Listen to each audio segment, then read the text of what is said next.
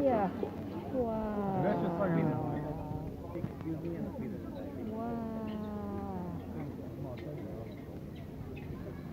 They're having a feast.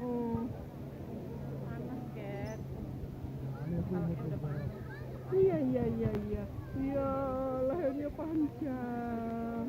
Did you watch it eat?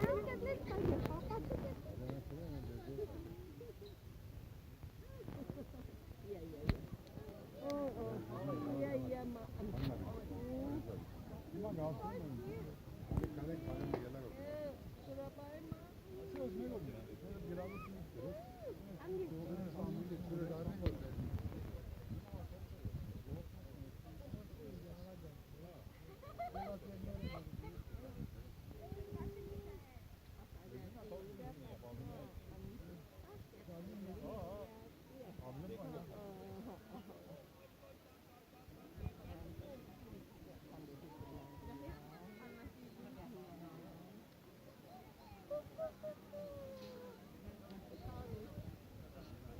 Good afternoon everyone and welcome to Taronga Zoo. My name is Georgia and I am one of the lucky ungulate keepers here today. And I'm going to be doing the giraffe tour.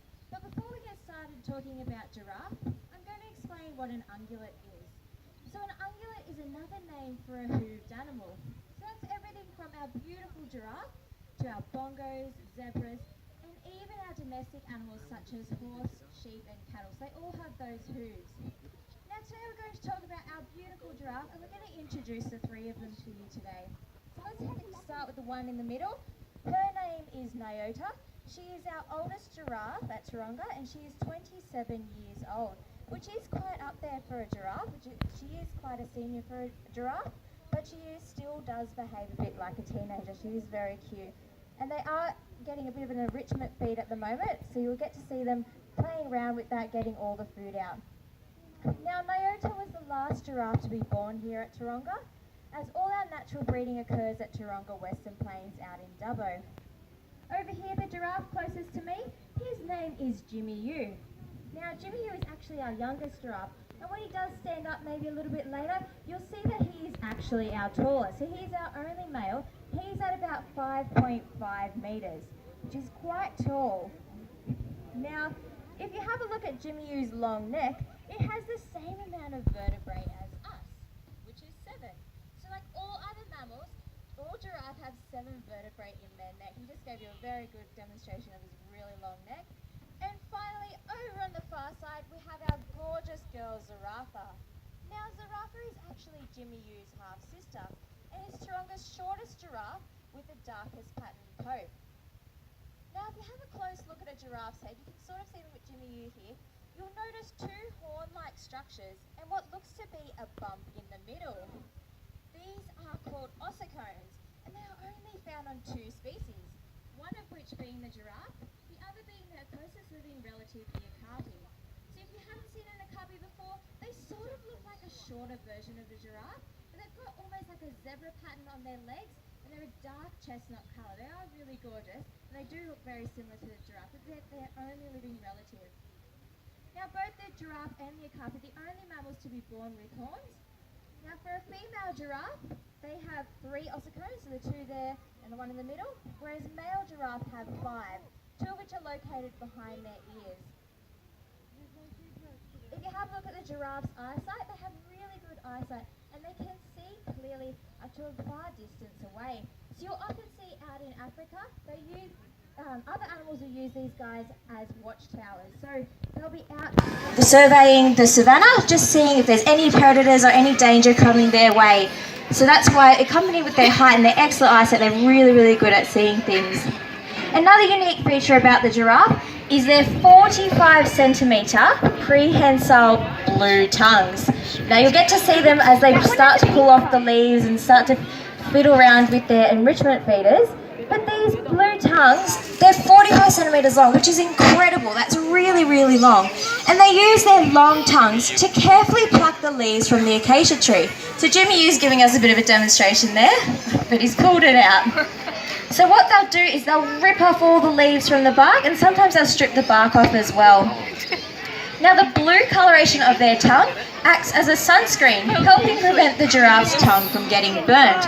Because could you imagine, they almost use their tongues like we use our hands. And you could imagine having sunburnt hands, it would be very, very uncomfortable. So that's why when they have the blue tongue, it helps prevent them from getting burnt. Another unique feature about the giraffe is that they give birth standing up. So after a 15-month gestation, a female giraffe gives birth standing up. This means that her calf has about a 2-metre drop to the ground, which helps break open the sac and initiate breathing. So here at Taronga, we're not actually breeding our giraffe at Taronga Zoo, Sydney. As I said before, all our natural breeding occurs at Taronga Western Plains out in Dubbo. And that's because Jimmy Yu has been castrated and we don't want him breeding with his half-sister Zarafa.